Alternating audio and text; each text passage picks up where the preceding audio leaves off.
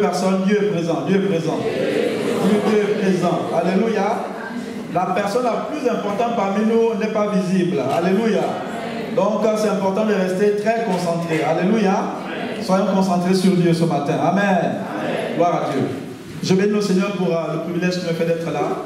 Et je rends grâce à Dieu pour le père de ce ministère, l'apôtre Alain Patrick Tsenge Tsenge. Alléluia.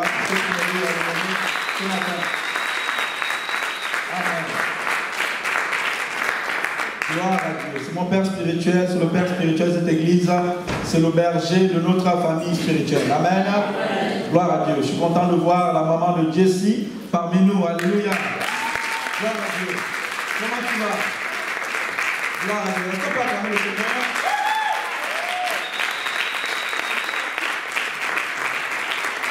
Alléluia. Gloire à Dieu. Amen.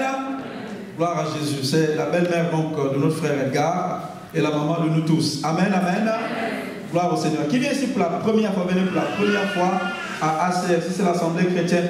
Can you please switch off here, please? Qui vient pour la première fois? Ok, gloire à Dieu. On acclame le Seigneur. Gloire à Dieu. Alléluia. Amen, amen, amen, amen. Gloire à Dieu. Alléluia. À côté de Flash, c'est la première fois que tu viens ou bien tu... C'est la première fois, alléluia. Tu n'as pas osé lever la main, c'est pas grave. Il n'y a pas de souci. Tu as levé la main? Ah, j'ai pas vu. Gloire à Dieu. Amen. Please, can you turn off behind? Alléluia. Gloire à Dieu. Amen, amen, amen. Qui a regardé le message de l'apôtre à Paris le mercredi dernier? Le mercredi dernier. Please raise your hand. Alléluia. Qui a regardé? Ok. Es-tu vraiment en feu pour le Seigneur depuis que tu as regardé? Ah, es-tu vraiment en feu pour le Seigneur depuis que tu as regardé? Es-tu vraiment en feu? Oh yes là, vraiment, je sens que c'est yes, un peu tiède, hein? Es-tu vraiment en feu pour le Seigneur? Le titre du message au mercredi dernier, c'est rallumer le feu. Alléluia. Dis, nous devons rallumer le feu. Il n'y a pas de christianisme sans feu. Oubliez ça, forget it. Il n'y a pas de vie chrétienne sans feu.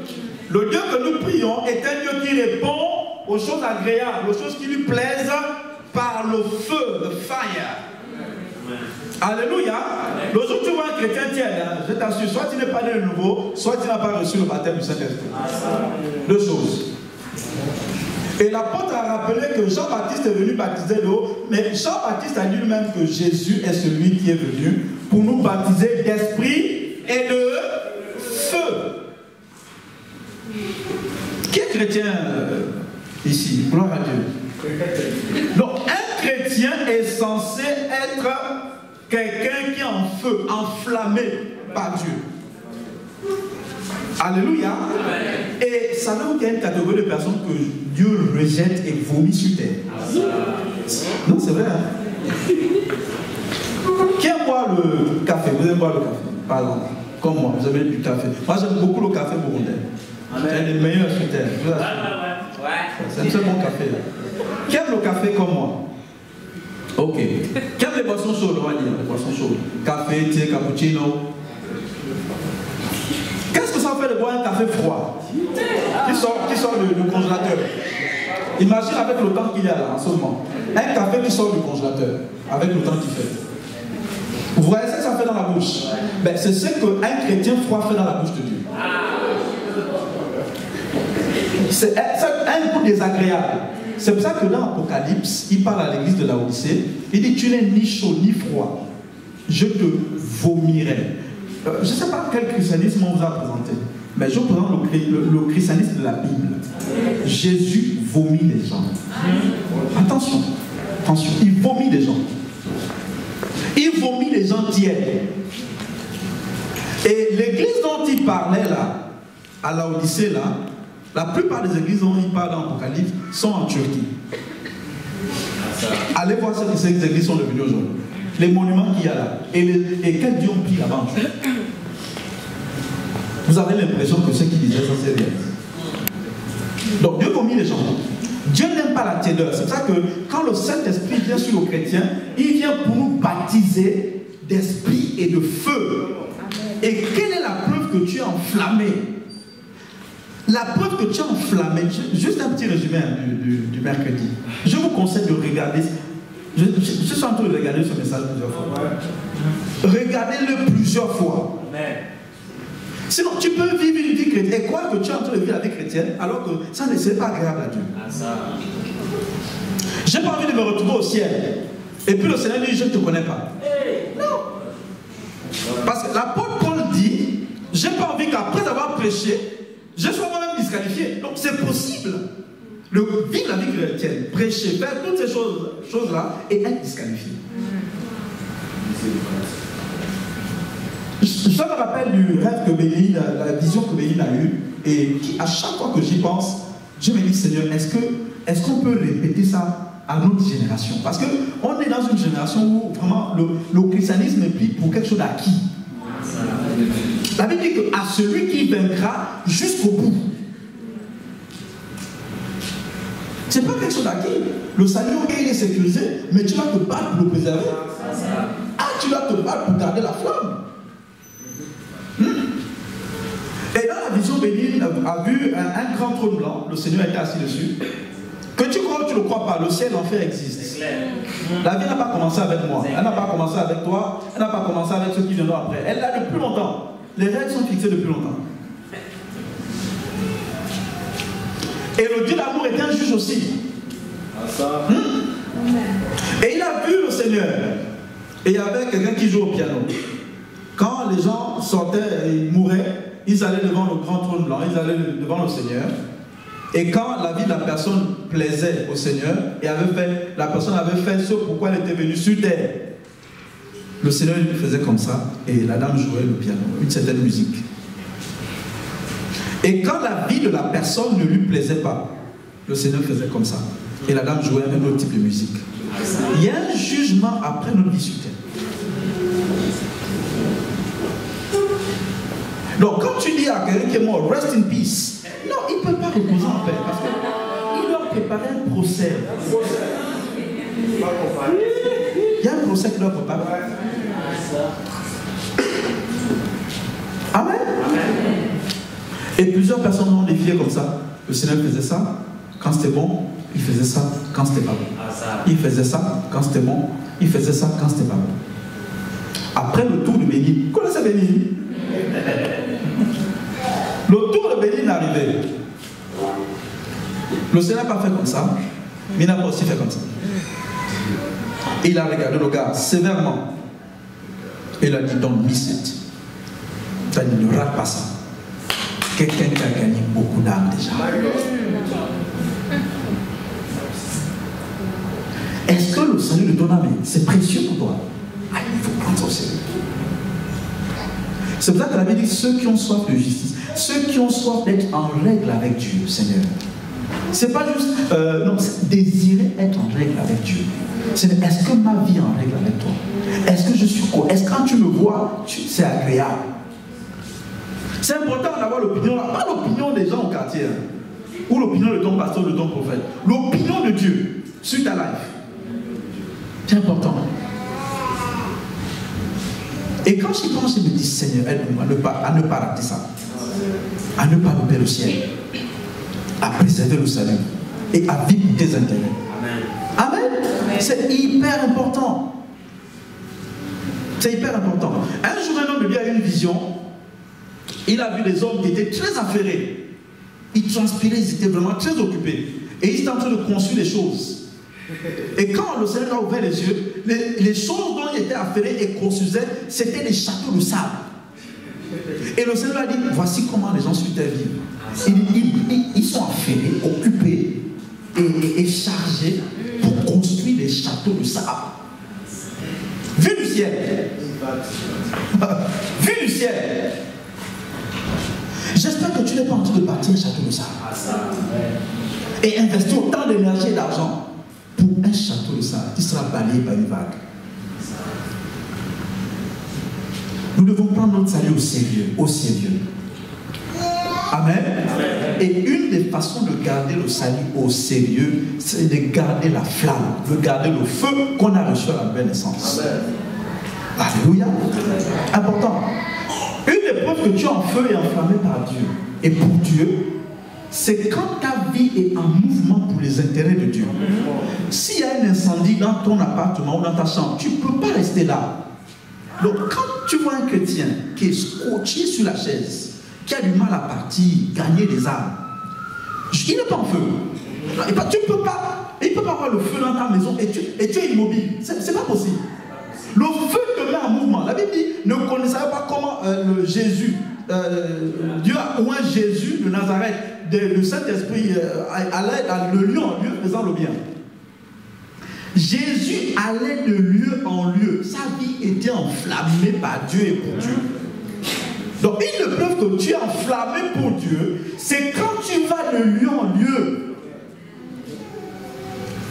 Quand le responsable vient te rappeler et insister que tu dois aller évangéliser, je me pose des questions sur ton feu. Amen.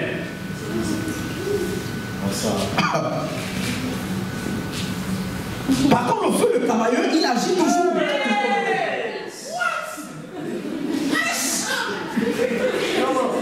Donc, quand tu ne vas plus de lieu en lieu, remets-toi en question. Pour les intérêts de Dieu. Parce que Dieu peut te montrer comment tu voyages, comment tu te déplaces, pour tes intérêts. Rick Joyner a dit c'est une abomination d'être sauvé et de continuer à vivre pour soi-même. C'est une abomination.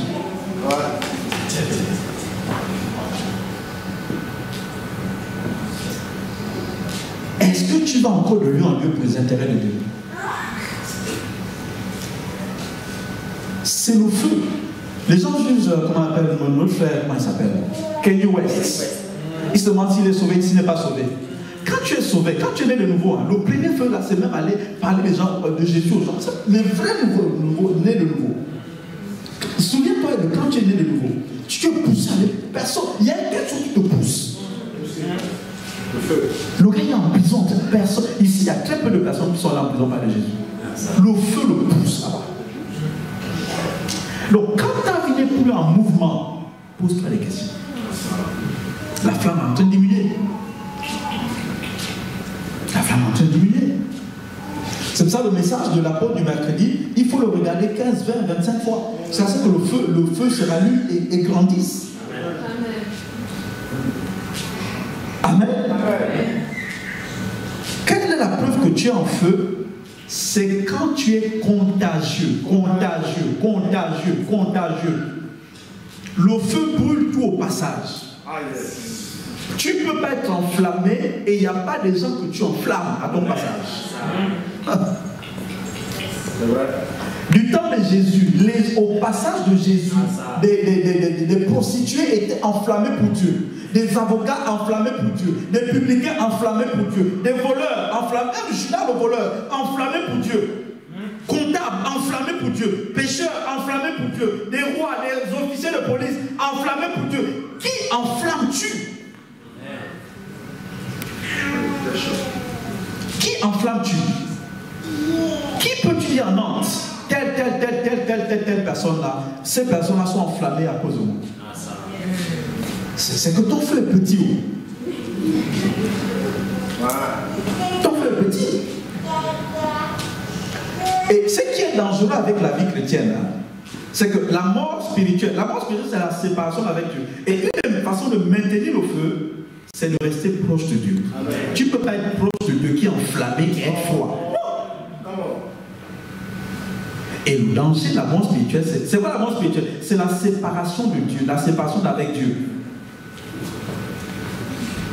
Le danger de ça, c'est que c'est pas visible. En d'autres termes, tu peux rétrograder assis dans l'église. Sérieusement. C'est un ancien rétrograde qui vous parle. J'ai fait 7 années de rétrogradation. Donc j'arrive à reconnaître les chrétiens de rétrogradation. Avant, je reconnaissais. J'ai fait 7 années dans ça. Wow. Tu peux être assis à l'église, tu chantes, tu fais des choses, mais tu es en train de rétrograder à la vitesse plus. Et tu peux pas savoir. Ça, c'est le danger. Donc, quand tu vois que évangéliser, tout ça, ça ne te dit plus rien. La vie de prière ne te dit plus rien. Adorer ne te dit plus rien. Jeûner, c'est quand l'église prend un décision de jeûne et de décider d'un jeûne. C'est là que toutes ces choses-là, quand ça arrive, hein, c'est pas bon. C'est pas bon. C'est pas bon. Alléluia. Donc, va regarder le message. Rallumer le feu. Dieu ne nous a pas envoyés en France pour bosser au KFC. Non. On a les poulets chez nous. Hein? On n'est pas venu ici pour venir faire cuire des poulets dans des fours. Non. Il y a bien plus que ça. Il y a bien plus que ça. Et le problème de notre génération, c'est le message que je voulais prêcher ici, mais je veux le prêcher à Rennes. On ne comprend pas l'importance du processus. Les voies de Dieu, on ne comprend pas ça. On veut les choses instantanées. Mariage instantané. Tu rencontres la soeur le matin, l'après-midi, tu l'épouses, tu la fiances, le lendemain tu l'épouses, après dans 2 jours elle est enceinte, dans 3 jours elle accouche. C'est ça qu'on veut. On veut ça. C'est le type de vie là que les gens cherchent. Parce qu'on est dans les trucs, tout est micro-ondables. Dieu ne change pas ses voies. Dieu ne change pas ses voies. Et Dieu n'est pas pressé. Dieu n'est pas pressé. Dieu n'est pas pressé. Tant que tu ne laisses pas tes voies pour emprunter ses voies, tu es à la porte de ta vie, tu es né de nouveau, mais tu es à l'entrée de la vie chrétienne et tu ne bouges pas. Et pour que ça bouge, il faut que tu empruntes ses voies. Il faut que tu empruntes ses voies pour que tu vois quelque chose. Il faut emprunter ses voies. Il dit, mes voies ne sont pas vos voies. Donc Dieu a des voies toutes tracées qui sont bizarres aux yeux des hommes.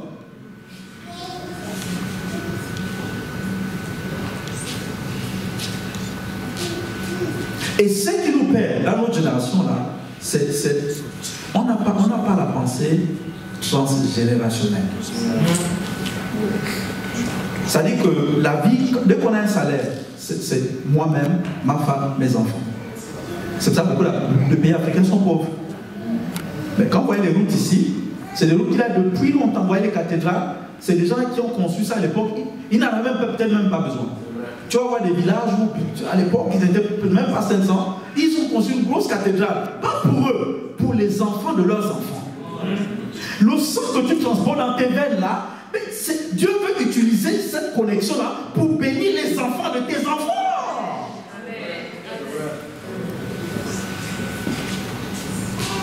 Donc, si tu ne vis que pour toi-même, ton salaire est juste pour toi-même, tu n'auras pas une richesse transgénérationnelle. Dès qu'il y aura un petit succès, tu manges tout. Je te dis, les riches ne vivent pas comme ça.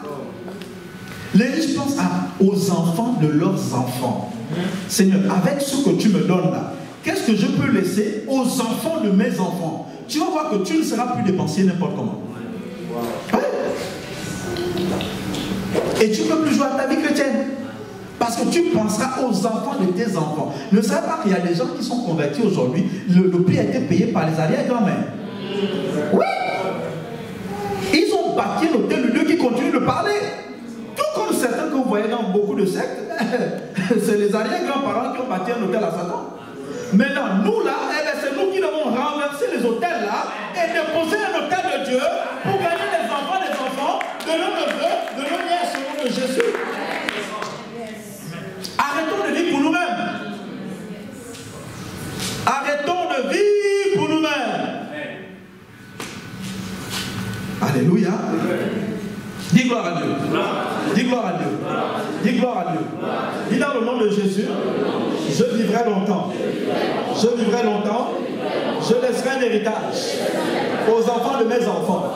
Au nom de Jésus, j'apporterai le réveil dans ce pays, dans ma famille, dans ma ville et à mon lieu de travail. Dans le nom de Jésus, je m'élève dans le monde spirituel. Je viens renverser les complots de l'ennemi contre ma famille. Au nom de Jésus, j'interdis les morts prématurées dans ma famille. Au nom de Jésus, j'interdis les accidents de tout type que Satan a planifié contre ma famille. Au nom de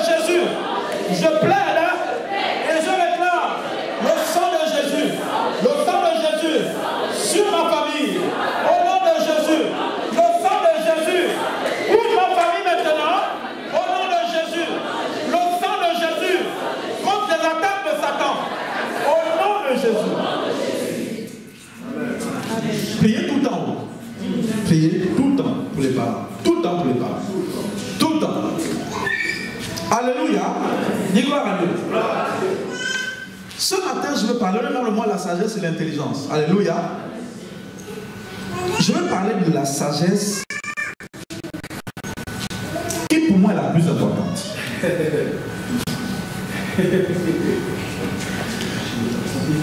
La sagesse de Bill Gates est bien parce qu'elle peut te rendre milliardaire. Aujourd'hui, les gens se montrent par exemple du président Trump. J'ai vu des fois des collègues dire qu'il est stupide, idiot. Bon, c'est des choses que la presse dit en fait. Qui a entendu que le président Trump est idiot, stupide, tout ça, machin? Vous avez entendu ça aussi? Ok. Un jour, j'ai dit à moi, un de mes collègues, j'aimerais avoir sa stupidité, hein, parce qu'au moins sa stupidité le rend milliardaire. Tu veux une stupidité qui te rend milliardaire? Moi, j'aimerais bien quand même. J'aimerais bien ça. Donc, avant de relayer les infos de la presse, regardez d'abord la sagesse de la presse. Mais je ne vais pas vous parler de la sagesse de Donald Trump. Ah non. Je vous parle de la sagesse qui a sauvé l'humanité.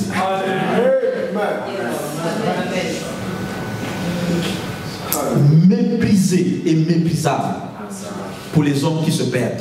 Wow. Vous savez, lorsque Adam a péché, Dieu lui a dit, si tu manges le fruit là, c'est la mort. Et quand Dieu te dit une chose, c'est pour ça que le grand péché, c'est le péché de la désobéissance. Et Adam, bon, il était là, tout se passait très bien. Jusqu'à cette madame vienne. Elle allait faire les courses dans le jardin. C'est pas ça, Géant ou Leclerc.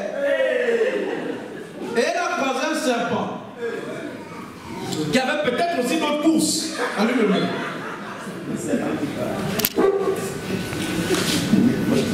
Et le serpent l'a séduite. Et quand la femme a été séduite, elle allait voir le mari. Le mari lui a parlé, elle a parlé au mari. Il dit, ok, on va suivre ce que tu as dit là. La femme là, mais dans un chaos mondial.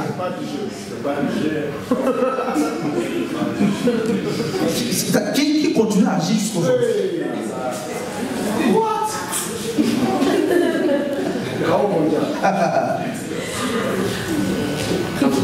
Quand tu es marié, écoute ta femme, mais quand même écoute d'abord Dieu. Non, écoute quand même d'abord Dieu. Écoute quand même d'abord Dieu.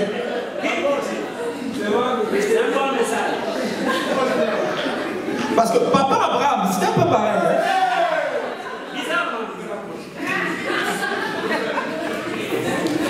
Maman Sarah lui dit non, mais la promesse que Dieu a faite là, elle tarde un peu, bon, regarde un peu Agar. Et papa Abraham dit bon, mais comme tu insistes trop, je ne voulais pas, mais tu me persécutes avec ça. Je ne la regardais pas, je ne regardais pas Agar. Mais tu insistes un peu trop. Bon, je te fais plaisir.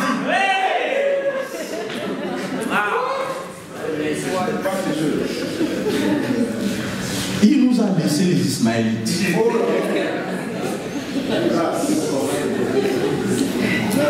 Ça parle jusqu'aujourd'hui. Ça parle jusqu'aujourd'hui. Parce que quand les choses que les gens font, ah non, laisse tomber. Donc quand Dieu lui a dit, va sacrifier Isaac. Puis ça, le vieux père est seul avec Isaac. Mais madame, on dit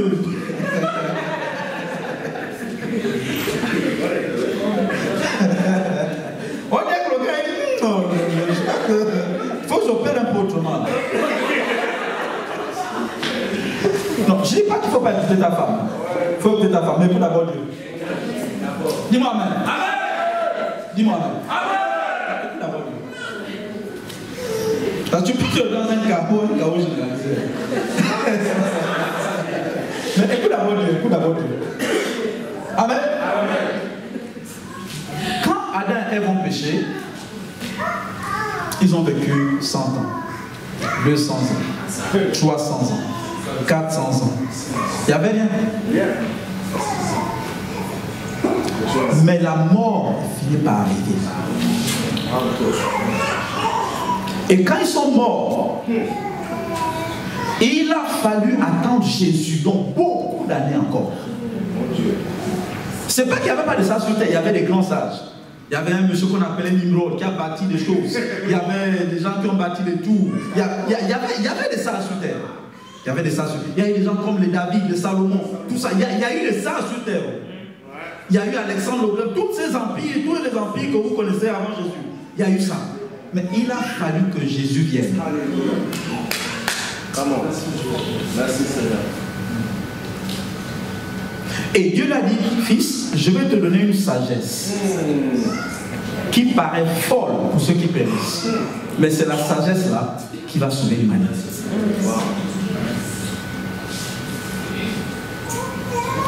Parfois, les hommes ont du mal, on amène les gens en prison. On les tabasse, on les maltraite, tout ça là, pour qu'ils essaient de comprendre, pour qu'ils changent.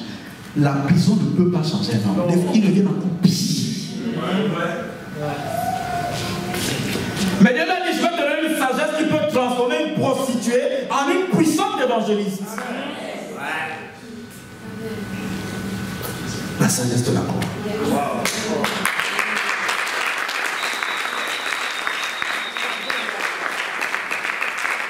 Le jour où tu vas trouver une sagesse qui peut donner la nouvelle naissance à quelqu'un, amène à moi. Il n'y en a pas. Il n'y en a pas. Il n'y en a pas.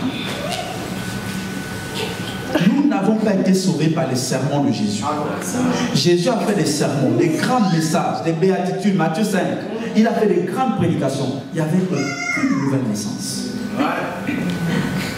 Il a fait tous les miracles qu'il y a. Aucune nouvelle naissance. Le Père a dit, il y a une sagesse par laquelle tu vas sauver tout ce monde. Eh bien, c'est la croix. La croix. La croix. Donnez-lui croix à quelqu'un qui vit ici. J'ai plein de versets à donner. On va aller dans 1 Corinthiens. 1 Corinthiens 1 du verset 18 à 25. 1 Corinthiens 1 du verset 18 à 25. Le titre de mon message, c'est la puissance de la croix. La puissance de la croix.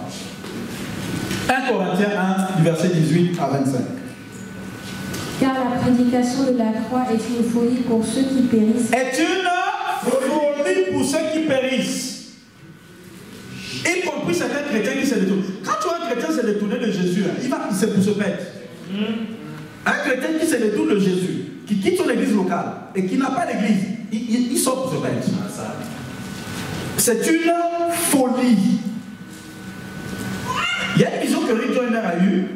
Et dans la vision, il a vu un des patriarches qui lui a dit quand vous nous voyez sur terre là, ça va, vous voyez un peu comment ça se passe, nous, les nouveaux prédicateurs et tout ça, est-ce que ça se passe bien? Et le patriarche lui a dit, en fait, on ne comprend plus ce que vous prêchez là.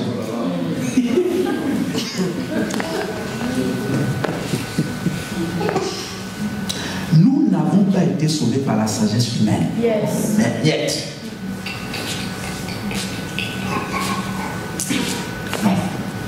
Une folie pour ceux qui périssent.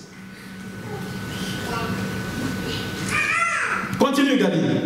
Mais pour nous qui sommes sauvés, elle est une puissance. Dis puissance. Dis puissance de Dieu. Dis puissance de Dieu. Dis puissance de Dieu. C'est la folie de la croix qui peut transformer un fumeur en prédicateur. C'est une puissance. Et elle vient de là. Continue. Aussi est-il écrit, je détruirai la sagesse des sages et j'anéantirai l'intelligence des intelligents. Amen. Amen. Quand Dieu a utilisé la croix, c'est comme quand Léo Messi fait un petit pont à quelqu'un qui dribble. Il a dribblé l'humanité. Il a dribblé l'humanité. C'est pour ça que si tu opères juste avec la sagesse humaine, il y a des fortes chances que Dieu lui-même te dribble. Parce qu'il a intentionnellement pris la folie de la croix pour confondre ce qui se passe.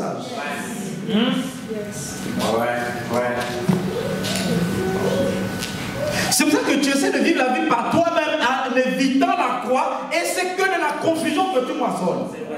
Parce que Dieu a déjà prévu d'intentionnellement ridiculiser et confondre Ceux qui opèrent par la sagesse humaine.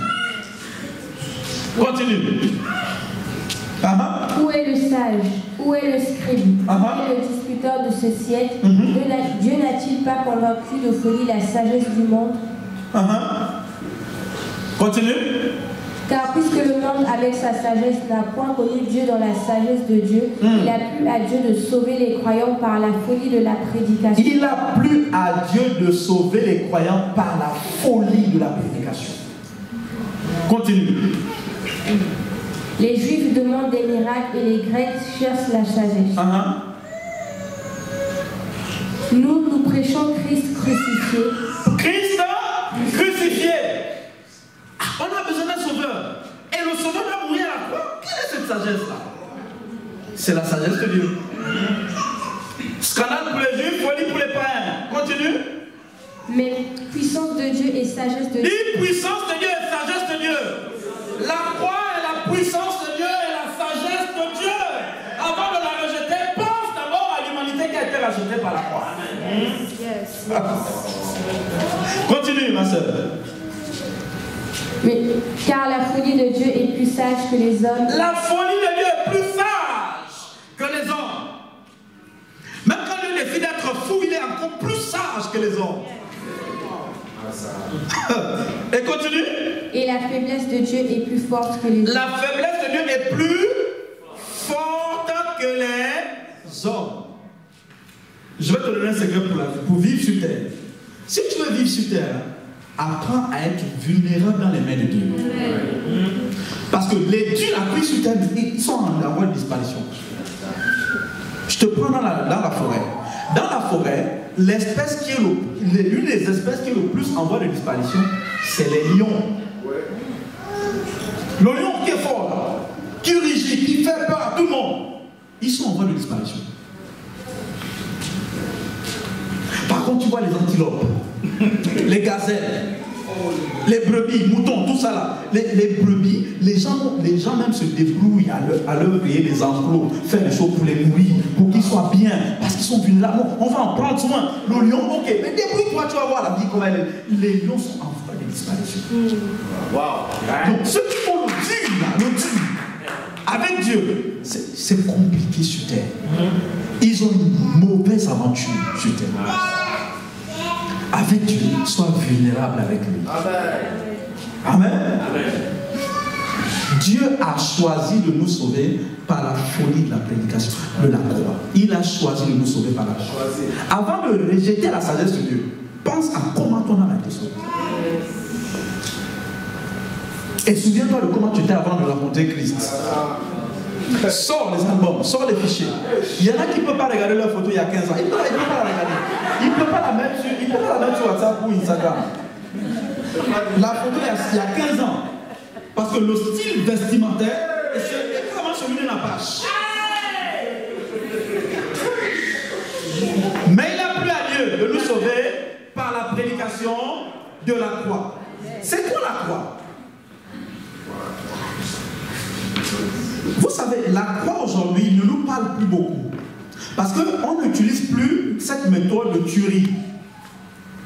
Non.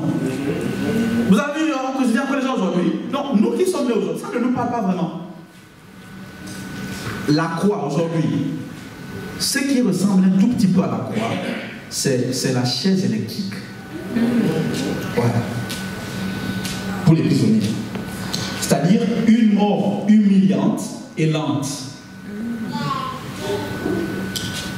Voici la voie que Dieu a choisie pour son fils qui n'a pas péché, pour sauver l'humanité.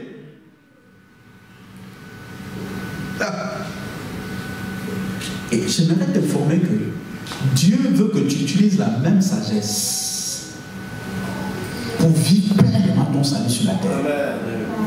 La sagesse qu'il a utilisée pour nous sauver est la même sagesse qu'il veut que nous utilisions pour pleinement vivre le salut. Parce que tu peux être sauvé et ne pas pleinement vivre le salut. C'est pour ça que lorsque tu es né de nouveau, eh bien, à l'entrée de ta vie chrétienne, tiens là. Amen. Tu peux être né de nouveau et rester à la porte de la vie chrétienne. C'est-à-dire que tu es là, à l'entrée, comme à l'entrée du McDo. Tu sens les bonnes odeurs, les gens mangent, mais tu n'arrives pas à rentrer. Et tu contemples les autres. Parce que le chemin que Dieu présente est un chemin étroit. Et très peu le trouvent. Et le chemin spacieux, eh bien, beaucoup y vont, y compris certains chrétiens. Donc, si Dieu venait aujourd'hui, dans la prédication que je fais là, sur les deux chemins et les deux voies à suivre, Dieu nous présenterait là une chaise, un fauteuil qui est bien, un beau canapé avec des chips et du coca, et puis à côté, une chaise électrique pour mourir lentement. Et il dit, bon, venez, suivez-moi, venez ici où il y a la chaise électrique pour mourir lentement. Très peu de personnes le suivaient. Et pourtant, c'est ça la vie chrétienne.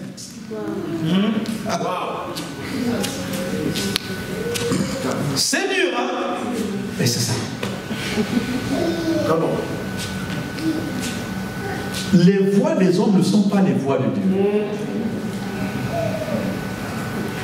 Il y a des voix qui paraissent fortes, bizarres, pour nous, mais c'est la sagesse de Dieu. Parce qu'au bout, il y a la vie.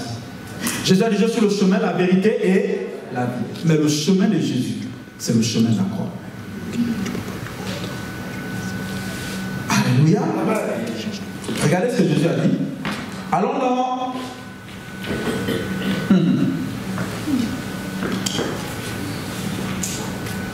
Matthieu 16, 24 à 27. Matthieu 16, 24 à 27. C'est répété pendant l'évangile. Quelqu'un prépare Marc 8, 34. Luc 9, 23 à 26. On commence par Matthieu 16, 24 à 27. Quelqu'un prépare Marc 8, 34 et Luc 9, 23 à 26. Alors Jésus dit à ses disciples, si quelqu'un veut venir... Il dit à qui? À ses disciples. Jésus a dit, allez, faites de toutes les nations des... On ne peut pas changer les conditions de Jésus pour que quelqu'un devienne disciple. À l'entrée, il y a quelque chose qui t'attend. C'est peut-être pour ça qu'on vient des années d'impuissants. Parce qu'aujourd'hui, les bergers règlent des problèmes que quand tu lis les évangiles, c'est même pas là. Non, sérieux. Tu as vu l'apôtre Pierre dans l'église avoir 15 copines dans l'église. Tu as vu l'apôtre Jean, Jésus en train de résoudre les problèmes d'impudicité de l'apôtre Jean. Non, parce qu'au début, c'est la croix. Au début. La croix. Donc on résout les problèmes, en fait, qui ne sont pas des problèmes de disciples. Parce qu'au début, c'est la croix. Alors, ma soeur. Si quelqu'un veut venir après moi, qu'il renonce à lui-même. Arrête-toi là. Qu'il renonce à lui-même. Tu ne peux pas suivre Jésus si tu n'as pas renoncé à toi-même. C'est quoi renoncer à toi? La Bible dit que celui qui se croit sage, il est pire qu'un insensé. Tu dois d'abord renoncer à ta propre sagesse. Ça ne veut pas dire qu'il ne faut plus réfléchir. Non, c'est important de réfléchir. Mais tu as renoncé à ta sagesse. Et sur la sagesse de Dieu. Continue. Qui se charge de sa croix et qui me suit. Qui se charge de sa croix et qui me suit. À chacun sa croix. À chacun sa croix. Donc Dieu ne peut pas diluer ses conditions pour nos beaux yeux. Non. Parce que Dieu veut des résultats. Et j'ai pris la décision dans ma vie chrétienne désormais de me focaliser sur la fabrication de disciples et de fils pour Dieu.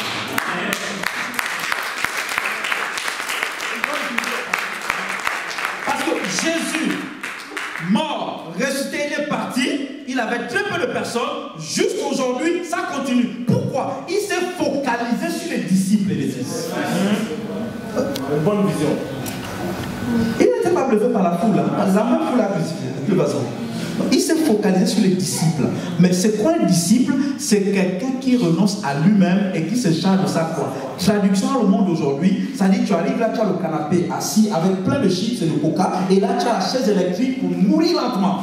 Et Jésus te dit, ben, c'est là que tu as. Que choisirais-tu? C'est pour ça que beaucoup de disciples ont abandonné Jésus en cours de route. C'était trop dur. Quelqu'un a trouvé Marc? Vas-y. Là-dessus, Jésus appela la foule et ses disciples et leur dit, si quelqu'un veut me suivre, qu'il renonce à lui-même et qu'il se charge de sa croix. Il répète à la marque. Quelqu'un a trouvé Luc? Vas-y.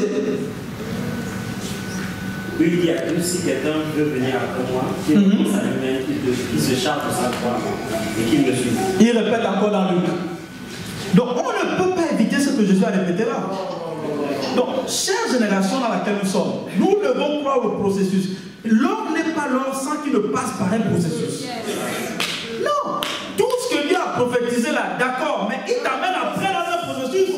Parce que Dieu voit la fin d'une chose avant de la commencer. En d'autres termes, il a déjà vu le produit fini, après il te prend, il te remet au début et il te dit, eh bien, sur le processus. Il n'y a pas de raccourci à prendre.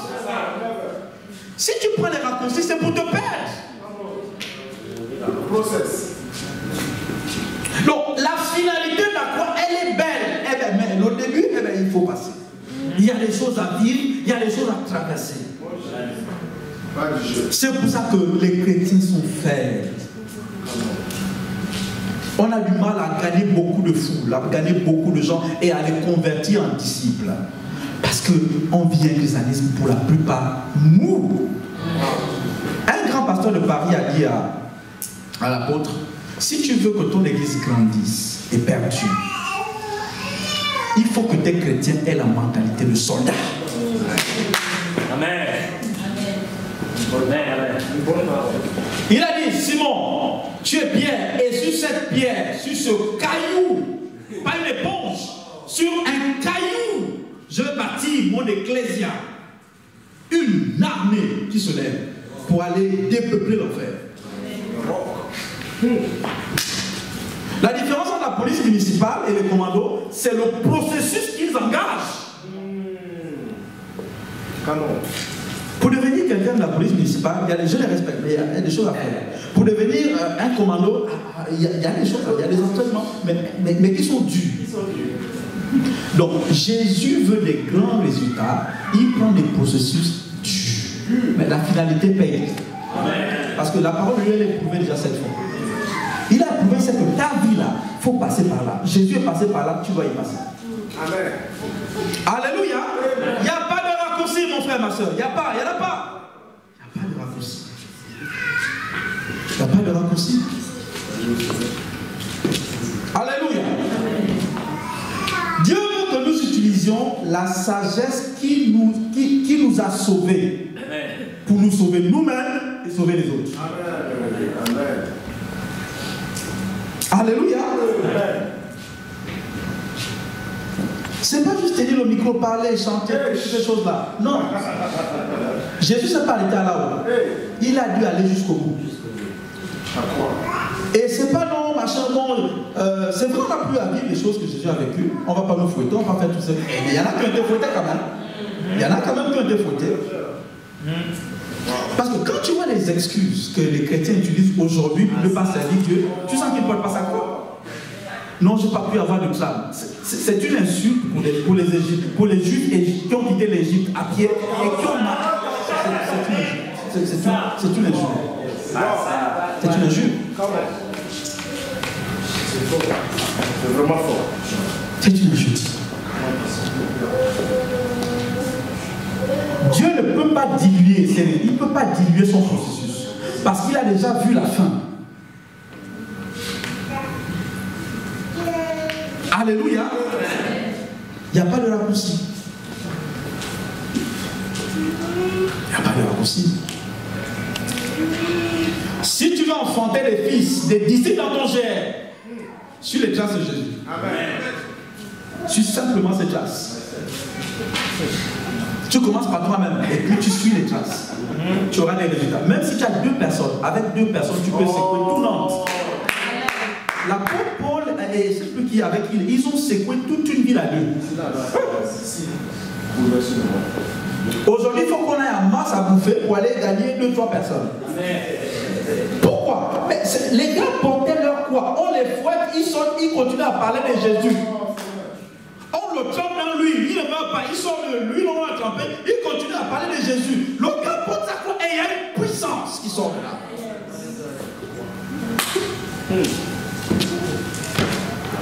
Alléluia. Ah, il y a un processus à suivre. Il y a un processus à suivre. Le produit fini est bien, mais il faut engager la sagesse du processus. La Bible dit que Jésus croissait en stature, en sagesse et en... Il a suivi le processus. Alléluia. C'est quoi? Que veut dire porter sa croix? Porter sa croix, c'est perdre. Philippiens 3, du verset 7 à 8. Porter sa croix, c'est perdre. Amen. Ah, mais Seigneur, tu as dit que tu es venu pour que les premiers la vie et la vie en abondance. Oui, c'est ce que j'ai dit, mais il y a un processus, il y a un chemin qui mène à ça. Ah, il y a un chemin qui mène à ça. Tu veux le résultat? Eh bien, emprunte le chemin. Pourquoi certains pêchent, se repentent, ils pêchent, ils se repentent, ils pêchent, ils se repentent, ils pêchent? Parce que tu peux te repentir de la chose, mais si tu ne t'es pas repenti des méthodes et des moyens qui mènent à la chose, tu vas refaire la chose. Comment? C'est vrai. Ah oui? C'est vrai. Eh oui. Tu peux te repentir du résultat, mais si tu ne te repens pas, tu ne coupes pas les moyens qui mènent à ça, eh bien tu vas répéter le même cycle. C'est vrai. Mais ces choses qui étaient pour moi des gains, je les ai regardées comme une perte à cause de Christ. Et même je regarde toutes choses, verset 8, et même je regarde toutes choses comme une perte à cause de l'excellence de la connaissance de Jésus-Christ, mon Seigneur, pour lequel j'ai renoncé à tout. Et je le regarde comme de la boue afin de gagner Christ. Tu veux la puissance de Dieu, eh bien tu es co-ouvrier avec lui. C'est pas, il fait ces choses et puis toi tu es à côté, tu viens juste bénéficier. Ah non, tu ne peux pas bluffer Dieu. C'est tout, vous devez prendre les mêmes coupes. Ah ouais, tu veux les mêmes résultats que Jésus, vous ferez plus que moi, toutes ces choses-là. Oui, c'est parce que tu auras engagé le même processus que Jésus. C'est pour ça que quand tu es né de nouveau, on t'amène dans le baptême d'eau. Alors le baptême d'eau c'est quoi? On t'amène dans l'eau, tu meurs comme Jésus est mort, tu ressuscites comme Jésus est ressuscité. Tout ça c'est pour te rappeler que tu devras porter ta croix. Tu devras porter ta croix. Tu devras porter ta croix. Porter sa croix, c'est perdre. Perdre quoi? Perdre les choses que tu considères comme des gains. Afin de gagner Christ. Satan dit à Jésus, Satan va t'empêcher de porter ta croix. Oui. Satan a amené Jésus dans le désert. Il a dit, viens, je te donne la gloire des hommes. En d'autres termes, je te donne le résultat, mais par le raccourci. Parce que Dieu avait prévu qu'il ait tous les royaumes et tout ça. Mais il dit non, viens, moi je te donne le raccourci. Comme ça, tu n'as pas apporté la croix. Et Jésus a discerné ça, il a dit diète. Après, il a dit, je vais réessayer autrement. Il dit, je vais passer par Pierre. Parenthèse, est-ce que tu sais que tu peux être chrétien? Le matin, tu es rempli du Saint-Esprit, tu es plein de sagesse, et l'après-midi, tu es comment? Poussé par Satan. C'est possible. Possible. Tu pries en langue, la chama, là-bas, tu viens, tu prophétises toutes les choses. Et 2 heures après, tu es rempli, tu es poussé et démonisé. C'est possible. Possible. C'est ce qui s'est passé avec Pierre. Il a pris Pierre, il a essayé avec Pierre. Jésus l'a discerné. Quand il a fini avec Pierre, il a encore passé même par Ponce Pilate. Oui. Il a poussé pour lui dire, mais tu ne vois pas que moi j'ai le pouvoir de te donner la marche comme ça. C'était pour qu'il n'aille pas à la croix. Après, quand il est resté là-bas sur la croix, il a encore poussé les soldats, dit, mais tu t'es sauvé, mais essaie de te sauver toi-même. Tout ça, c'était pour l'épargner, pour épargner la croix à Jésus. Et Satan n'a pas changé. Il va te pousser à ne pas porter ta croix. Il va te pousser. Pour qu'il n'ait pas de puissance et que tu vives un christianisme mou. Le gaou, comment on dit en Côte d'Ivoire?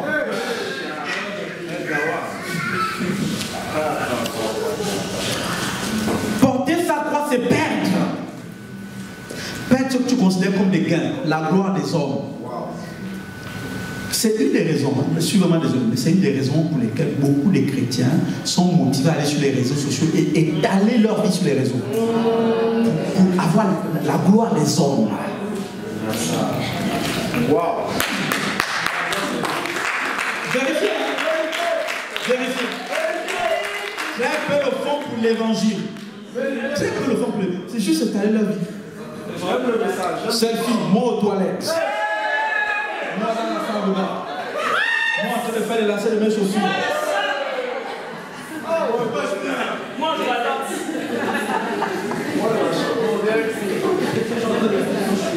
C'est bon, mais ça arrive. Et c'est ça que Satan miroitait à Jésus. Viens sur la gloire des hommes, la célébrité, la popularité. Je m'en fous de ta popularité si elle ne transforme pas les prostituées en puissance d'évangéliste.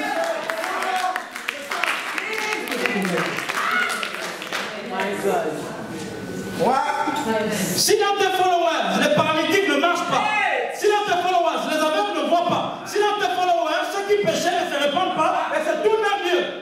C'est zéro. C'est un bon message. Zéro. Zéro. Et les autres sont dans ce piège-là de Satan.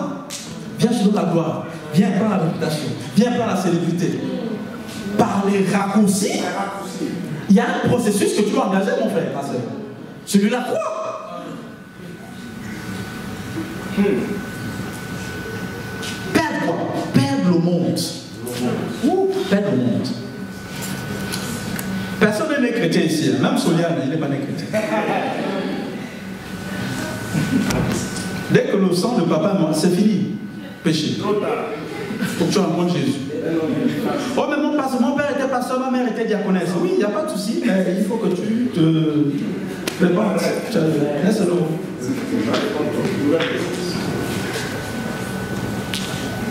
Donc, au début, notre vie chrétienne, c'est l'esprit qui est sauvé, mais dans l'âme, il y a vraiment beaucoup de monde. Il y a beaucoup de monde à l'intérieur. Et il faut triompher de ce monde-là. Les anciennes habitudes qu'on trouvait bien, tu es obligé de laisser. Tu es obligé de brûler les CD de Kassab.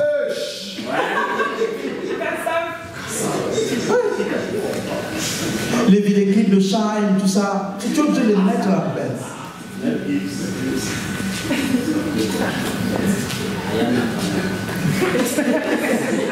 Mon pao, tout ça, tu es obligé de laisser.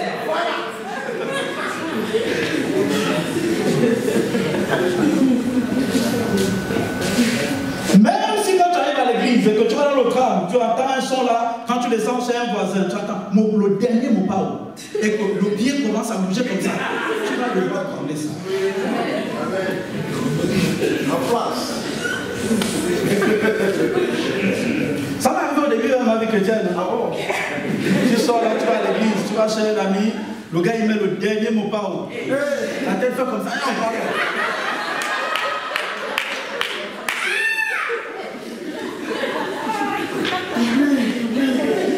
Tu vas devoir brûler ça. Perdre ces choses-là. Il faut les perdre. Il faut les perdre. Perdre certaines connexions païennes. Perdre certaines connexions païennes. Un bon message. Qui te conseille quand tu quittes l'église?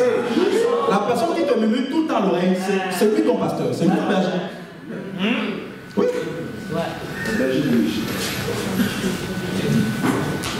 Parce que certains ne sont pas là en voie de lui d'eux-mêmes. Très peu de personnes ici se sont retrouvées en voie de lui d'eux-mêmes. Non, il a fallu que Satan envoie un berger, te prendre par la main et que tu vas te baptiser dans le nom. Toujours. Tu es obligé de couper certaines connexions. Et parfois, ces gens-là, ils ont la vie dure sur terre. Hein. Ceux qui sont bien là, ils meurent vite. Et eux là qui sont trempés dans les eaux du monde, ils durent longtemps. Regardez Whitney Houston, elle était dans une chorale, elle chantait le gospel. Elle a rencontré Bobby Brown, elle a initié dans la drogue. Le gars vit toujours. Il vit toujours. La femme elle est partie, la fille même est partie. Le gars il est là tranquille. Et peut-être tu le verras, il évangélise quelque part. Tranquille. Ah, il est tranquille là. Il est tranquille. Donc tu es obligé de brûler certaines connexions. Et tant que tu ne les brûles pas, tant que tu ne discernes pas les gens qui viennent vers ta vie, tu peux tourner en rond. Parce que les problèmes des gens que tu côtoies, si tu ne les discernes pas, tu peux vivre les mêmes problèmes.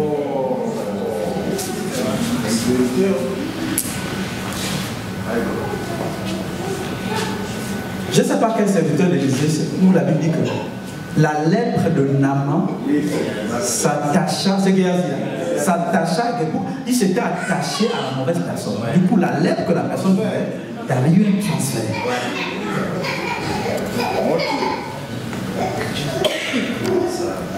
Aux amoureux des rapports sexuels au mariage, c'est possible de laisser ta destinée là. Je me rappelle d'un pasteur qui disait qu'il y avait un jeune homme. En lui, il sentait qu'il devait construire des bâtiments. À chaque fois, il sentait qu'il va construire des bébés. Et il a eu une vision un jour où il allait avec une femme. Et il allait avec la femme. Parce que là-bas, il y a transfert dans le rapport sexuel. Il y a transfert. Toi, tu vois, il y a des enfants. Donc, il a pris l'onction et la puissance qui était liée à son ministère et sa destinée. Il a laissé ça à la sœur. La sœur a pris ses problèmes. Elle a donné ça au gars. Donc, lui, il est resté avec la vision, mais sans la puissance pour accomplir la vision. Et maintenant, c'est elle qui bâtissait les immeubles. Elle bâtit les immeubles.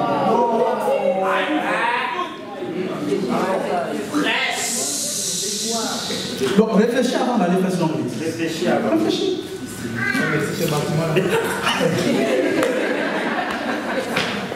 Think. Tu vas devoir faire certaines connexions.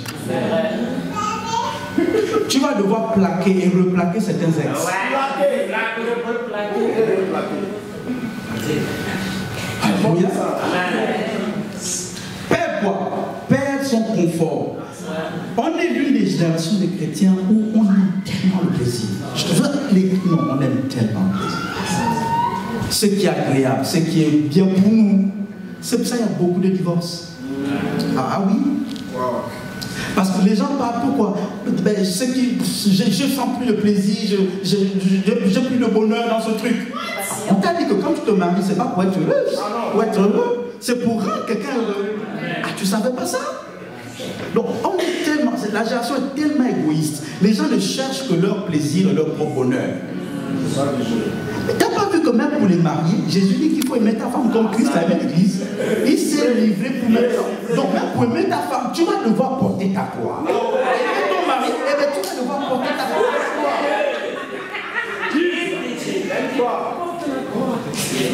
C'est plus arrivé dans le mariage, au bout de 2 ans, pasteur, c'est fini, je laisse tout ça. Oh, ça marche pas ce truc. Ça marche pas. Mais ça marche. Ça marche. Ça marche, il y a la croix là. Il y a la croix là. Il y a un orgueil à perdre. Tu ne peux pas tenir ma si tu n'es pas haï. Il y a un orgueil à perdre. Il y a un orgueil à perdre. Il y a un orgueil à perdre. Le coup de poing que tu mets là-bas quand tu es encore enfant. Tu ne peux pas mettre comme ça la fille le plus là-bas. Il y a un orgueil à perdre.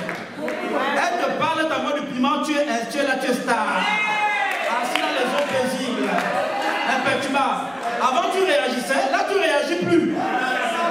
Il y a un orgueil à perdre. Ah ouais. C'est comme ça. Même si tu as fait plus l'école qu'elle, elle te parle d'avoir plein de choses, tu es obligé de le regarder comme ça. Et quand il n'y a plus à manger à la maison, c'est toi qui vas faire tous les sales boulots de la vie du monde. Pour ramener à manger. Ah mais tu vas devoir aller au McDo, Burger King et faire les ménages dans tous les hôtels pour ramener à manger à la maison. Tu vas devoir porter ta croix.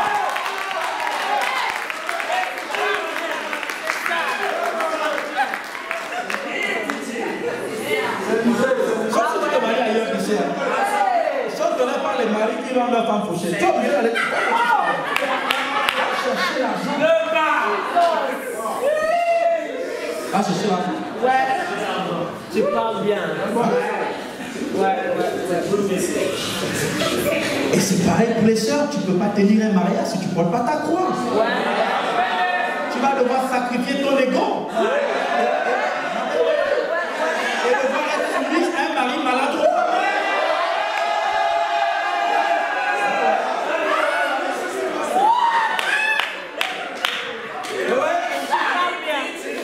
Désolé, mais c'est ça. Tu vas devoir respecter un mari maladroit.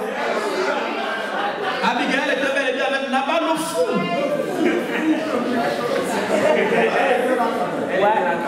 Non, les réactions appellent le monsieur à parler, et tu as réagi tout de suite. Tu ne peux plus faire ça. Vous commencez à parler, vous êtes dans la jeunesse, dès que lui arrive dans les psaumes, toi tu es déjà dans les Lévitique, tu as dépassé les Lévitique dans l'Apocalypse. Tu ne peux plus faire ça. Cette rapidité à bavarder et à piapoter, ce n'est pas dans le wedding. C'est pas le mariage. La vie est cool. On appelle le mari mon Seigneur.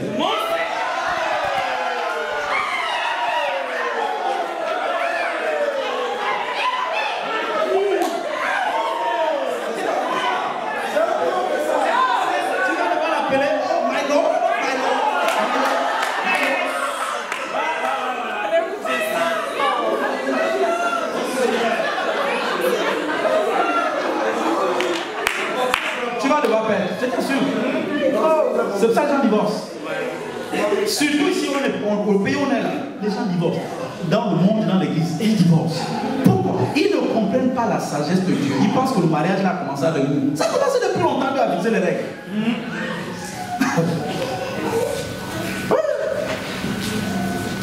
Obligé. Tu vas devoir perdre ton propre confort. Tu ne peux pas porter la croix et aimer le confort. Il y a un confort que Dieu va te donner, mais tu ne peux pas aimer le confort si tu veux porter ta croix. Parce que lorsque Jésus a été baptisé du Saint-Esprit, quelle était la première destination? Jésus a dit, voici les miracles accompagnés, ceux qui auront cru. Je vous donne, c'est quoi? Ils vont? C'est quoi les miracles? Ils chasseront les démons, aux malades et tout ça. Et ils marcheront sur l'air. Et l'air. Tu penses que tu peux trouver un scorpion dans la ville? C'est les animaux du désert. Le scorpion, tu ne peux pas le trouver dans ta chambre. C'est les animaux du désert. Ça, il y a des déserts divins que tu vas devoir traverser. Pas y habiter, mais tu vas devoir traverser. Et Dieu t'a déjà donné la puissance pour traverser tous les déserts. Sauf si tu ne suis pas Jésus. Mais Jésus que nous suivons là, la première destination après le baptême du Saint-Esprit a été le désert pendant 40 jours sans manger. Donc parfois tu vas devoir vivre l'inconfort de manger. Essaie de gérer 21 jours, tu vas voir, c'est pénible, c'est dur. Donc tu ne peux pas porter ta croix et aimer le confort plus que Dieu. Parfois le Saint-Esprit va t'impulser vers les jeux. Il va te demander des fois, tu ne peux pas avoir une grande vie de prière si tu aimes le sommeil. Non, parce qu'il y a des autres, tu vas devoir prier. Parce que la croix, Gethsemane là, quand Jésus, avant d'aller à la croix, il a boxé les heures de prière. Donc, si tu portes vraiment ta croix, tu vas devoir prier. En général, les chrétiens qui ne portent pas leur croix, ils n'aiment pas prier et ils n'ont pas de vie de prière puissante. Il n'y a pas de croix sans vie de prière. Et il n'y a pas de grande vie de prière avec un amour de confort. Tu vas devoir perdre un certain confort. Et tu vas remarquer qu'il y a des jours où le Saint-Esprit te réveille à 2h du matin, 3h du matin. C'est pour aller prier, mais quand tu ne sais pas pourquoi il te réveille, tu vas manger les chiffres et tu as toujours faim. Tu bois dans le coca, tu as toujours soif. Tu manges la pizza, mais c'est pourquoi? Pourquoi je me suis réveillé? Donc c'était pour prier. Tu vas devoir sacrifier le confort. Alléluia.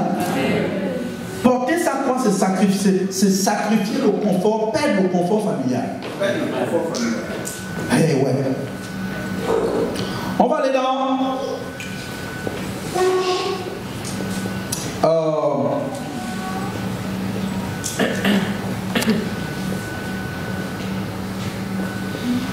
Luc 14, 20. Luc 14, verset 26 à 27. Verset 20 d'abord, Luc 14, 20. Luc 14, 20. Luc 14, 20. Alors, je vais bientôt terminer. J'ai encore 2 points. Un homme dit, je viens de me marier et c'est pourquoi je me prie. Allez, là c'est un disciple. Hein. Non, je ne peux pas te suivre parce que je viens de me marier. Alors le confort. Tu ne peux pas suivre Jésus. Oh, Jésus, mais regarde, je viens de me marier, je viens de me fiancer, j'ai les intentions de me fiancer, j'ai les...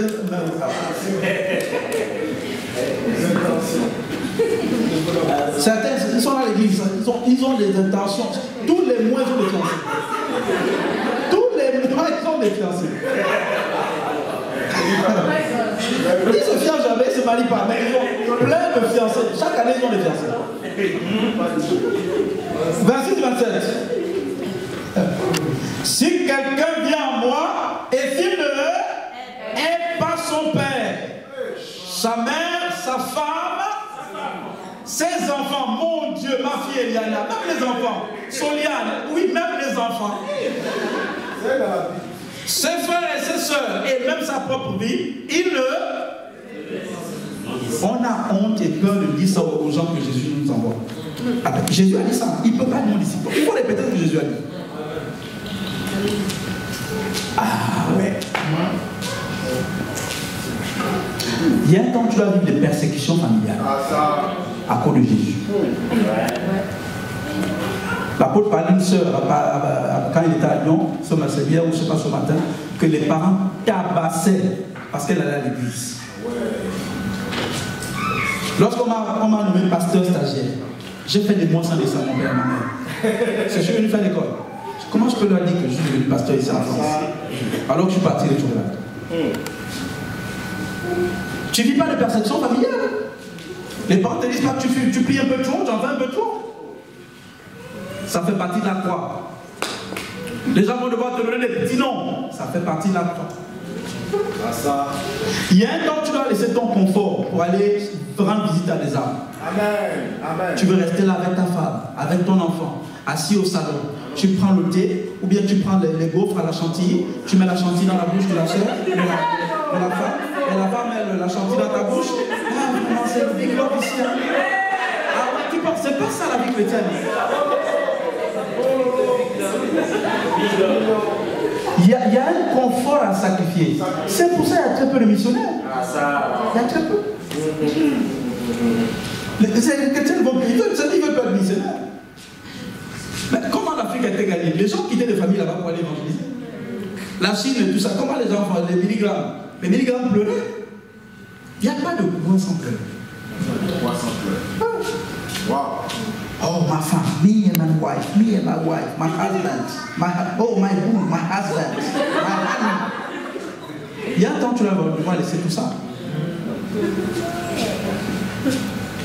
Si tu veux vivre un mariage plaisir, fais comme Oyedepo. Oyedepo, lors de ses fiançailles, il a pris une feuille, il a appelé sa fiancée. Il a écrit sur la feuille, j'aime Jésus plus que toi. Et après, il a écrit, tu aimes Jésus plus que moi. Je cite et je cite. Yes! C'est ça. Et il a eu un mariage. Il faut leur dire ça, dès le début. Parce que le mari que tu crois garder pour toi, là, Dieu peut te montrer que tu n'as aucun pouvoir sur lui. Ne joue pas avec ça, avec eux. Va pas là-haut. Non, je te dis, même les enfants, il ne faut pas aller là avec eux. Il peut te démontrer que tu n'es rien et que tu ne gères rien du tout. Un jour, on a invité le bishop pour une grande conférence, il devait aller, et sa femme était dans le coma. Quelle belle raison pour ne pas aller à la conférence. Il dit, mais comment je peux aller? J'ai envie d'annuler parce que mais, en même temps, ils m'ont déjà payé. Il a demandé au Seigneur. Le Seigneur lui a dit, c'est toi qui l'as créé. Il dit, ok. Il est parti. Le jour où Dieu te pose une telle question, comme Job, tu sais comment la mer a été faite, comment j'ai fait le ciel, le monstre marin, tout. Le jour où Dieu commence à te poser des questions, il n'attend pas tes réponses, il t'attend ta repentance. Amen.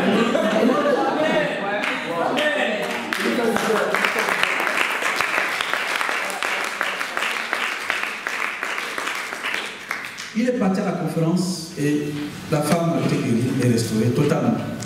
Et Dieu lui a montré que c'est pas toi qui l'as créé, j'ai l'argent. Toi, va faire mes affaires. Amen. C'est ça porter sa croix. C'est perdre. Perdre ton confort. Perdre les heures de sommeil. Perdre même un peu le poids à cause des jeunes multipliés. Allez, ouais. C'est quoi porter sa croix?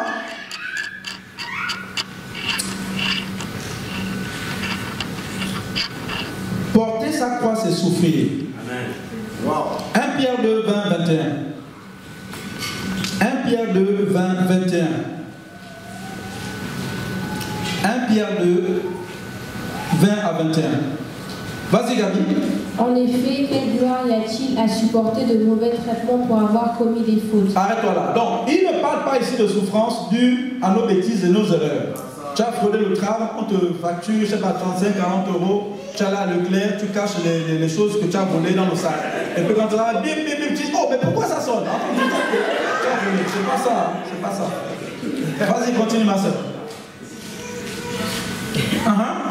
Mais si vous supportez la souffrance lorsque vous faites ce qui est bien, grâce devant Dieu. C'est une supporter la souffrance lorsque tu fais ce qui est bien, on te rend pour le mal. Continue, verset 21. Et c'est à cela que vous avez été... Arrête-toi là. Nous avons été appelés à être apôtres, évangélistes, prophètes, tout ça. D'accord, bishop de nation. D'accord. Mais on a aussi été appelés à souffrir.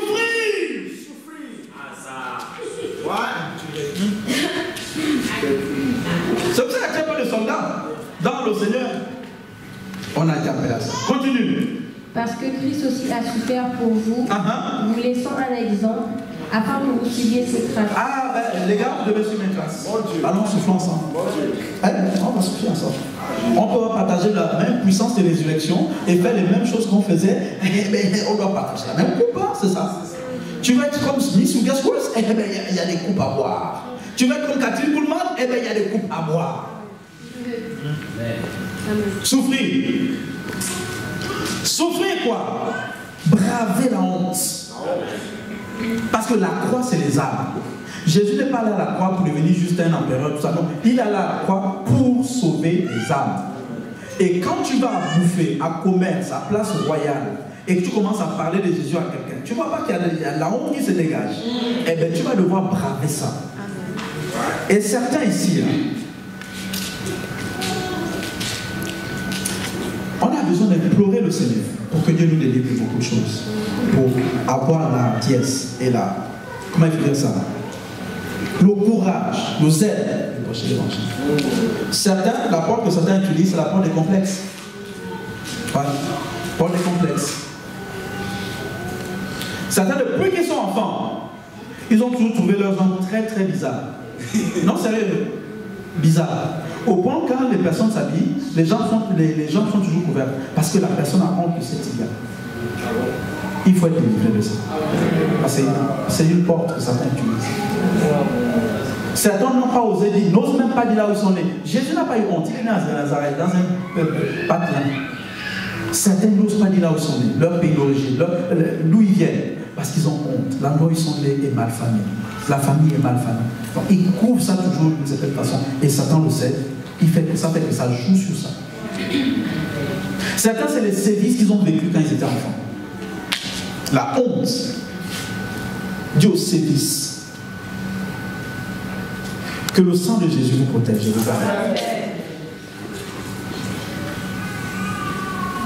Amen. Amen. Mais il y a des hontes à braver par la puissance de la croix. Il y a des hontes à braver. Il y a des hontes à braver. Il y a un mépris que tu vas devoir vivre à plusieurs fois. La croix, c'est le mépris, c'est le ridicule. Et ne cherche pas à te venger. Tant que le désir de te venger est encore là, le désir de réagir, le désir de répondre, tu n'as pas compris la croix. La croix ne se venge pas. C'est pour ça que Joseph a fini grand. Parce que tout ce qu'il faisait du mal, pour le bien qu'il faisait, il n'a pas répondu. Il est resté calme. Dieu dit, je te fais confiance. Quand Dieu peut te faire confiance au milieu des gens qui te détestent, au milieu des gens qui te haïssent, au milieu des gens qui te maltraitent, au milieu des gens qui te trahissent, tu seras un grand leader. Wow. Alléluia. C'est pour ça qu'il faut tuer ce désir de vengeance. Quand tu fais le bien aux gens, ne t'arrête pas de faire le bien aux gens. Continue de faire le bien aux gens. Ce n'est pas pour les hommes que tu le fais, c'est pour Dieu que tu le fais et Dieu te le rend.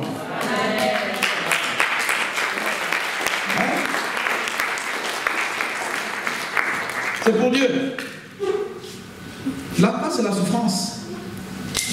La croix, c'est la souffrance. Un jour,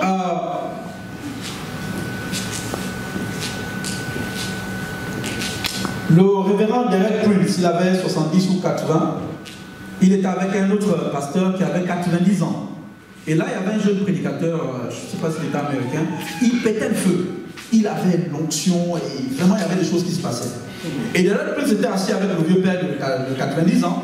Il dit, mais homme de Dieu, tu vois, ça crache le feu ici, là. Ça crache le feu. Et le monsieur de catalyseur dit, moi je ne vois rien. Et il dit, ah, mais je ne vois pas comment il pète le feu, il y a l'onction, tout ça. Il dit, moi je ne vois rien du tout. Wow. Il dit, mais pourquoi? Il dit, parce qu'il ne boite pas encore. Wow. Il ne boite pas encore. Dieu n'a pas encore frappé pour la hanche, et puis boitille. Et puis boitille. Et à celui qui boitille là, on a dit, on enlève Jacob, maintenant on peut te faire confiance à te donner Israël.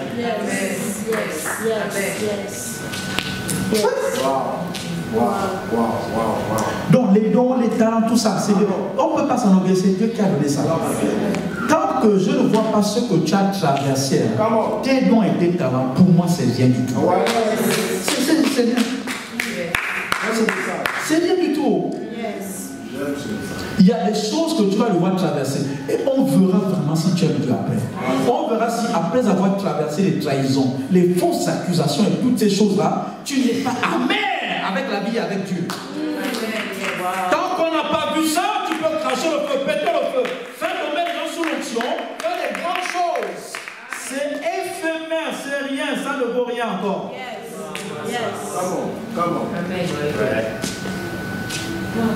Paul, tu t'as quoi quand tu traversais? Jésus est venu, il a montré à Thomas. Regarde, on m'a percé ici. On m'a cloué là, on m'a percé là. Regarde, il a montré les traces de ta croix. Où sont les traces de ta croix? Quand tu traversais pour Dieu, quelle trahison as-tu vécu? Tu vas devoir vivre des trahisons. Tu vas devoir vivre des trahisons. C'est sur le chemin de notre destinée. Des gens à qui tu vas rendre service, qui vont te rendre pour le mal. Et tu vas devoir rester joyeux ou joyeuse sans rendre mal. Amen. Alléluia. La croix va te donner une forme qui plaît à Dieu. La croix va te donner une forme qui plaît à Dieu. Donc, la souffrance ou le sacrifice va donner une certaine puissance. Mon message, c'est la puissance de la croix. Va donner une puissance à ta vie chrétienne. Je prends une illustration qui peut choquer certains, mais on a vu ça en biologie, hein, je suis désolé. On a vu ça en biologie. Il y avait un homme dans un pays qui sortait avec tout ce qui bougeait. Dès qu'il voit une jolie fille, il va là-bas, il va là, il va là-bas, il va. C'était vraiment un aspirateur. Il tirait sur tout ce qui bougeait. Et à un moment, il a été sauvé. Et il fallait maintenant qu'il se marie. C'était un bel homme qui plaisait aux femmes. Et il s'est marié. 1 an, il n'y a pas d'enfant. En temps, la femme désire les enfants. 2 ans, pas d'enfant. 3 ans, pas d'enfant. Et je t'assure que c'est une expérience pas facile pour une femme. Ils sont allés à l'hôpital et ils se sont rendus compte que le monsieur avait tout ce qu'il fallait comme liquide, sauf qu'à l'intérieur, il n'y avait pas ce qu'il fallait, la puissance qu'il fallait pour donner la vie humaine. C'est pour ça, avant de te marier, demande à Dieu le discernement. Parce que tu peux voir quelque chose qui est beau là, il n'y a rien dedans. Donc il avait le liquide gigose, tout ça. C'est de là. Mais aucune puissance. Quand tu ne portes pas ta gloire, tout peut paraître brillant et beau. Aucune puissance. C'est pour ça que tu peux voir un responsable de GR. Il prend le même message que l'apôtre. Il cite les mêmes versets. Aucune vie, il n'y a pas de nouvelle naissance, il n'y a pas de vie transformée. Pourquoi? Il fait la même chose que l'apôtre et l'autre responsable de GR, mais il n'y a pas de la puissance derrière ça. Tu vois quelqu'un qui chante, qui vocifère, qui crie sur le micro, et l'autre vient qui crie aussi. L'autre a des résultats, l'autre n'en a pas. Pourquoi? Parce que l'autre passe par le processus de la croix. Elle passe par le processus du sacrifice. Elle perd les choses. Elle endure la croix. et de la vie et de la puissance jaillit. N'oublie jamais que la nouvelle naissance est venue de la croix. Tu veux que lorsque tu sors ou dans ton gène, beaucoup de personnes se tournent à Christ et naissent de nouveau, et bien ça vient de la puissance de la croix. Sinon tu peux crier, faire, citer les versets, les mêmes choses que les pères et tout ça, et il n'y a rien du tout. Parce que tant que c'est toi qui vis, eh bien Christ ne vivra pas. C'est quand tu es mort à toi-même que Christ vit. Et quand Christ vit, il libère la puissance de la croix. Amen. Amen. Amen. Je termine par cet exemple. La croix, c'est le sacrifice. Un jour, Israël allait contre les Moabites. Et le prophète a dit aux Juifs qu'ils allaient remporter la victoire. Un prophète avéré. J'ai oublié son nom. Le lecteur, si vous vous rappelez l'histoire. C'est dans un roi. Et ils sont allés avec la prophétie. Ils sont allés avec le nombre de personnes. Ils arrivent là-bas avec la prophétie. Le roi de Moab a vu les gars arriver. Il sentait qu'il allait perdre la guerre. Il a pris son fils aîné. Il a gigouillé devant tout le monde. Quand les Juifs ont vu ça, ils ont battu en retraite et il a remporté la guerre malgré la prophétie. On peut prophétiser sur toi tant qu'il n'y a pas certains sacrifices divins. Quand je dis sacrifice divin, je ne te demande pas d'aller sacrifier ton enfant. Il ne faut pas aller faire ça. Il y a certains sacrifices qui doivent monter parce que ton corps est le temple du Saint-Esprit et dans le temple on fait beaucoup de sacrifices. Génération qui veut tout de suite, il y a des sacrifices à faire. Tu peux pas être multimillionnaire et donner une richesse générationnelle et transgénérationnelle si tout ce que tu viens, tu manges tout de suite. Tu vas devoir sacrifier. Le jeune homme a dû sacrifier son petit déjeuner pour que Jésus nourrisse la foule. Pourquoi manges-tu les fruits de ceux qui peuvent gérer toute ta génération et la génération des enfants de tes enfants parce que tu es trop pressé et avide de manger les premiers fruits? À peine l'entreprise marche, tu es déjà dans les grosses Pajero, les grosses voitures, tu prends des costumes déjà chers. C'est pas le moment de manger le petit déjeuner. Donne ça à Jésus, va nourrir les foules.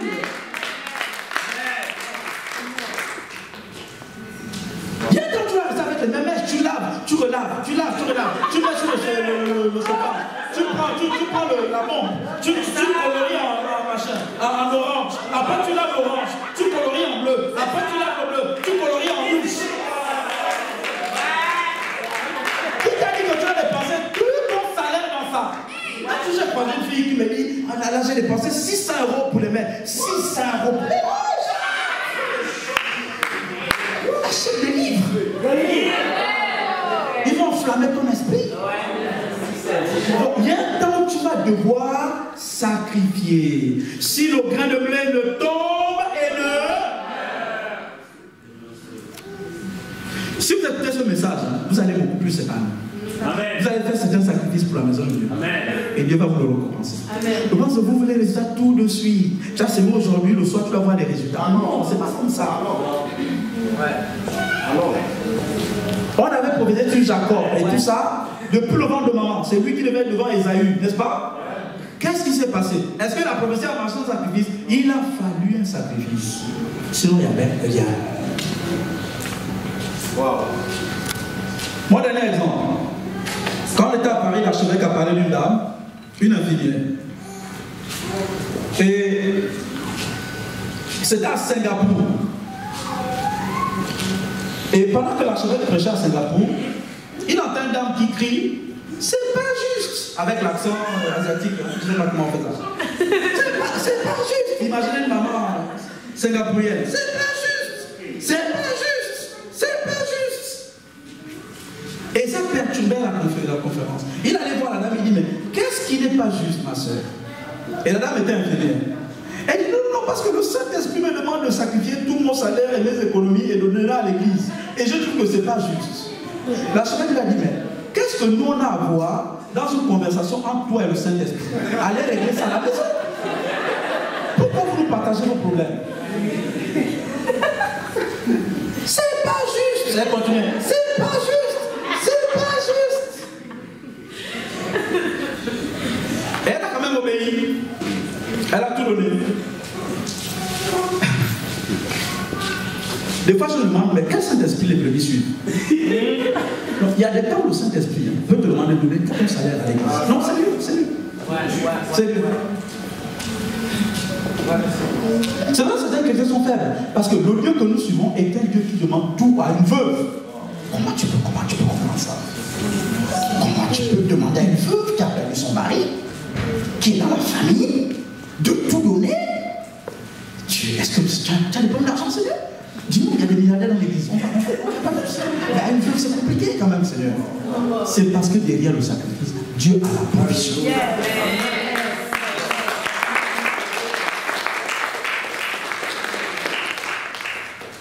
Donc toi tu le tiens. C'est pas ça les mathématiques divines. La dame a pris l'argent et 2 ans plus tard, dis 2 ans plus tard, elle était infirmière, s'occupait d'un juif. Tout le monde sait ici que les riches ici, les juifs, il faut quand même les associer, non? Tout le monde comprend, sait que quand on parle de richesse, les juifs, il ne faut pas les mettre loin. Tout le monde sait ça? Ok. Les Guadeloupéens aussi, ils sont aussi riches. Oh, ils sont riches. Au G2 aussi. Au G2, il y a beaucoup d'argent. Beaucoup d'argent. Bref. C'est la province à visiter, hein, si vous voulez l'argent, on peut descendre à plein. Mais le G9 aussi, bref, ok. Donc, elle a sacrifié tout ce qu'elle avait à l'église. 2 ans plus tard, l'homme est mort. Et il était milliardaire. Il lui a laissé des grands immeubles dans Singapour. Singapour, c'est l'un des pays les plus riches sur la terre. Ah oui, allez étudier l'histoire, ils sont très riches. Il lui a laissé des immeubles et des millions de dollars que son salaire d'infirmière n'aurait jamais acheté.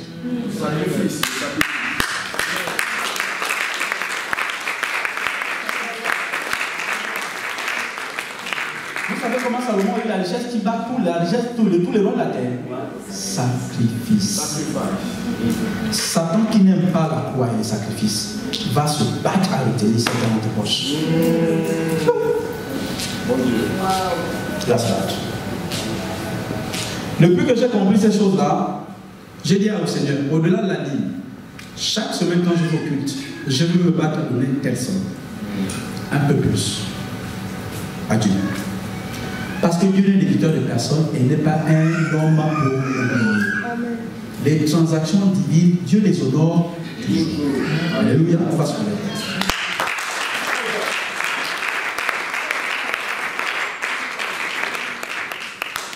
Bénis le Seigneur pour sa sagesse, pour la puissance qui sort de ta vie. Seigneur, merci.